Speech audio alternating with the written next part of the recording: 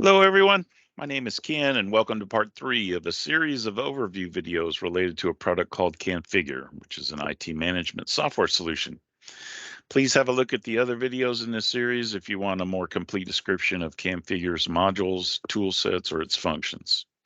Today, I'm going to focus a brief overview on the asset and inventory management module. So let's jump right in then. The asset management module is an add-on component to Canfigure.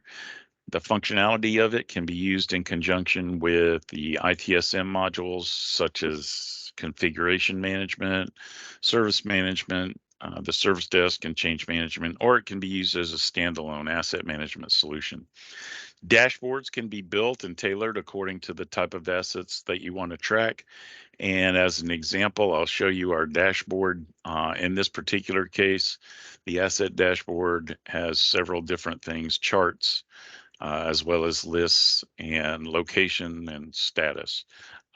Again, these can be modified to your desire, or they can be turned into several different kinds of dashboards. So this is the main menu that's defaulted with asset management. The menu is designed to show all the major functions within the module, but it can easily be reconfigured into multiple menus if desired. For example, you can have a single management menu, one for all the asset, one for tickets, and one for actions. It just really depends on your desire.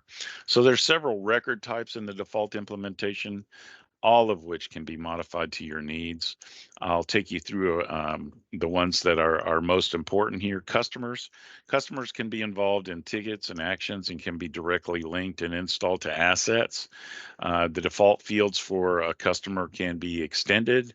The name of the customer is a unique identifier, but it can also be changed to a generated ID, as you see in the example here. As far as vendors is concerned, the vendor or supplier record is referenced by tickets and actions. It can also be involved in interactions with the vendor or just give you a list of who to call for certain things. The unique ID of a vendor can be generated, or it can use a vendor name.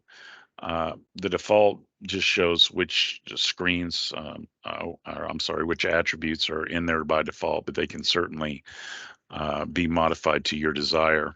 Locations, the default location types are customer sites, offices, storerooms, warehouses, and data centers. They can be further extended as well. Locations can be linked to other records as well. You can have a customer in a specific location. They can also be used as parent-child items and relate to other locations. For example, in New York has a storeroom, an office, and a data center. Uh, Locations can be linked to assets, people. They can also have assigned stock. When we get into inventory, I'll show you that. The default form for a location can be extended to provide really any type of additional fields that you would like. If you are looking at a location, for example, a storeroom, the location inventory tab can be expanded to show what inventory is in that location, and you can adjust it using a bulk update or an action, which I'll show you in a little bit. There are several record types included in the default implementation, all of which can be modified to your needs. Again, in addition to locations, there are contracts, and these can show active contracts related to your assets. They can be referenced to inventory or budgets. Contracts are specific to each customer and can be defined at the implementation time. Cost centers are just that. They're referenced by assets, inventory, and budgets to record the allocation and spend against a cost center. Cost centers are specific and can be defined again at any time during implementation. We do support asset depreciation and value. I'll discuss that in a separate focus video on those subjects because it's a very long subject. I just want you to know at this point that it is possible to track different types of methods of depreciation based on whichever asset that you would like. So let's get into assets now. The asset record in Canfigure, that's in this center block here, is used to represent a single tracked physical asset with financial value. Consumables are tracked using a special inventory system, which I'll discuss in a few minutes. And CIs, or configuration items, belong to the CMDB and are usually related to IT related things, which represent network hardware or software. Any type of association can be built between an asset and a CI.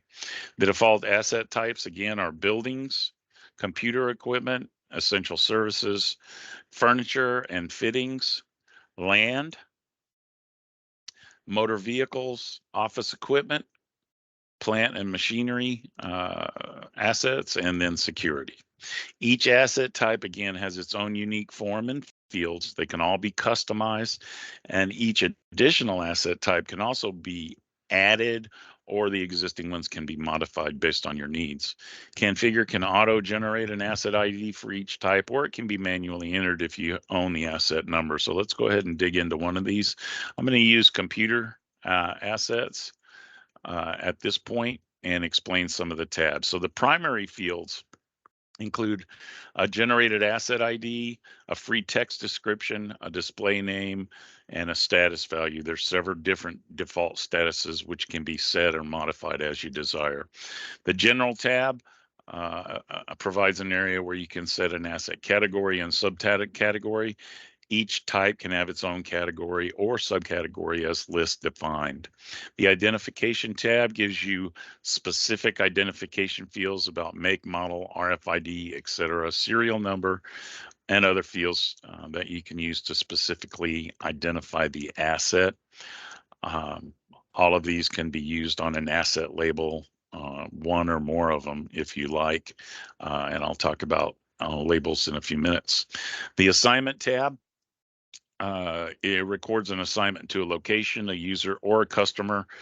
The check-in, check-out workflows can be used to set assignment fields, and I'll show you those in a little bit. Each asset should be assigned an owner who has overall responsibility, and then the sublocation is a text value describing the exact location of the asset at the assigned location. The assigned text field is used to store free text value in the form of anything that you want to put in your initial import. Should be removed once linked to a user or a CI is established. If an asset is also represented in the CMDB for computer equipment, a link to its configuration item is also stored here. The specs tab is intended for fields specific to an asset type, computer equipment in this particular case, but it can be defined based on your needs. The maintenance tab records all maintenance schedule information of an asset. It can be used to automate the creation of a maintenance ticket when that period comes due. Any reading associated with an asset can also be recorded. Example would be, vehicle mileage, miles per gallon, etc. The finance tab of an asset records information about the purchase, ownership type, depreciation and value of the asset, along with any key dates that you'd like to record. The net book value is automatically calculated according to the depreciation class that you select, or it can be manually entered. And really, that's everything to do with our assets. I will discuss now the inventory items. Inventory items represent an arbitrary item or consumable which stock needs to be tracked and maintained for. Each inventory item records its quantities across multiple locations by cost center, and optionally it can be recorded using the storage shelf and shelf level where the items are located. Each inventory item is included or can be system generated ID, or it can be manually entered. The assigned text field is used to store free text value again. The purchasing tab of an inventory item records both the buy and sell pricing details for the inventory item. The stock value is automatically calculated by multiplying the buy price times the stock on hand. The stock on hand for each location is recorded by inventory item. Um, there are several things you can do to this inventory. In this particular example, the London storeroom has 13 of these, and the New York storeroom has 2 of these. If you click on the allocate button, the allocate can be used, and I'm just going to use an example here and move 2 of these stock items to another storeroom.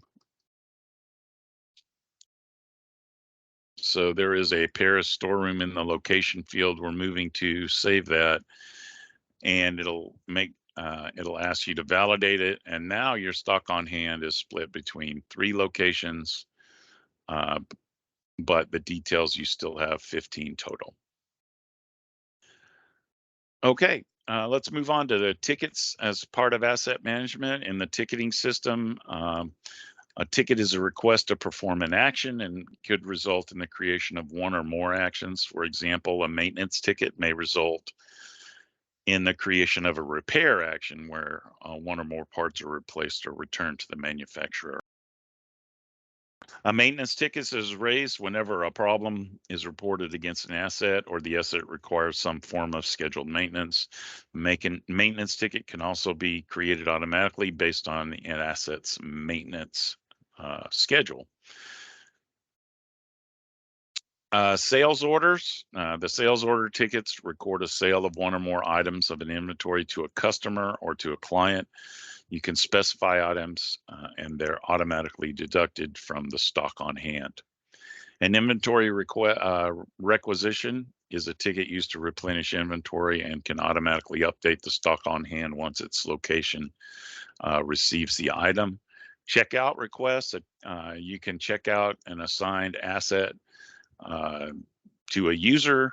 You can assign it to a location or a service or a project. The process can be either executed directly by an end user or on behalf of an administrator. Execution of the nominated assets will be set to a status in service, and the assignment of the user and location is set as specified. An optional return date can also be entered. For example, if you would like to track that on your forms. Check-in request is simply used to return an asset to storage. Check-in function can be either run directly by an end user or on behalf of an end user by an administrator. Again, the asset will be updated to status storage and set to a specified location.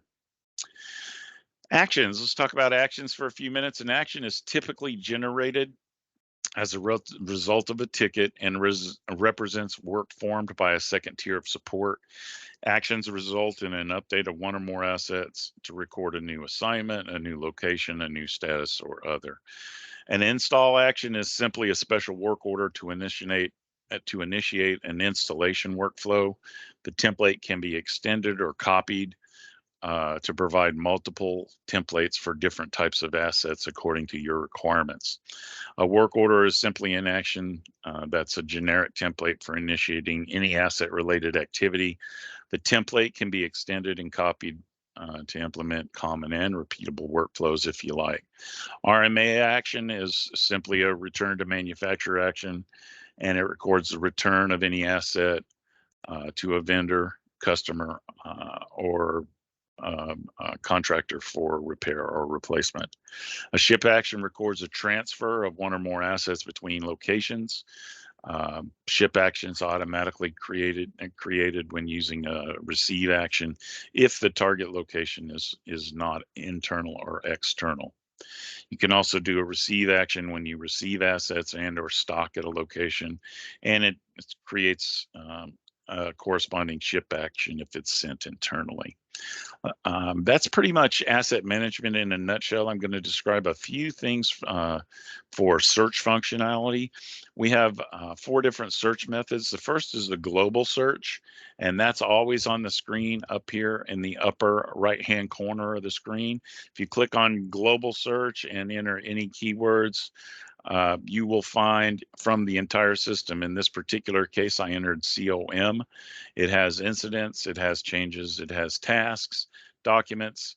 It has people with those. It also has racks for the COM cabinet, and then your assets.